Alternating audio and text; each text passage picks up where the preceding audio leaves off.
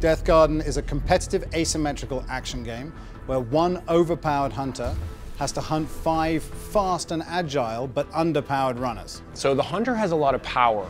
The runners themselves are obviously weaker on a one-on-one encounter, but what gives them their power is the team of 5, is their agility and the fact that they can work together to complete their goals.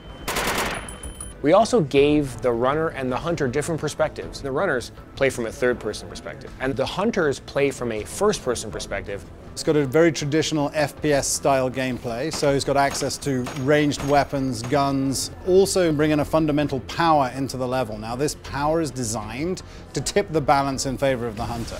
Now, which power they bring into the level will change the way the runners have to adapt.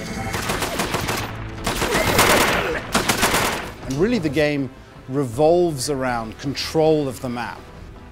The runners, even though they can't damage the hunter, they have access to a lot of tools to slow him, to stun him, to manipulate him into making mistakes, tricking him around the map. And that difference of FOV really can create these unique moments where a runner will be hiding in grass, let's say, and the hunter's right beside them, but they can't see them because of that difference. So right now we're showing off one objective type, which we're calling capture. There's 3 objectives to capture, and the runners have to capture 2 of them. If they're successful, exits will open and you can escape, if you can. The hunter's win condition is simple. He just has to kill 3 of the 5 runners. A good hunter will have to understand how the teamwork works for the runners. Because at the end of the day, if the runners gain control of the map through their good teamwork, the hunter will just be chasing shadows. And even those empowered with all the abilities of the weapons and the powers to be able to strike back at them, if you can't find them and break that team dynamic, then he's going to start losing control of the game. We're making a procedural game that forces you to think on your feet. Every time you play, the map is different, the layout is different, where the objectives are is different. You can't pre-learn that. You have to think on your feet and do it when you get into the game. So we wanted the game to be very responsive. We wanted to have elevation in the game, and we wanted to have this responsiveness and elevation create amazing chases. We don't want every encounter to end in a death. We want escapes and chases and coming back into the game. Runner revived. We deliberately made the choice to not have a mini-map in Deathgarden.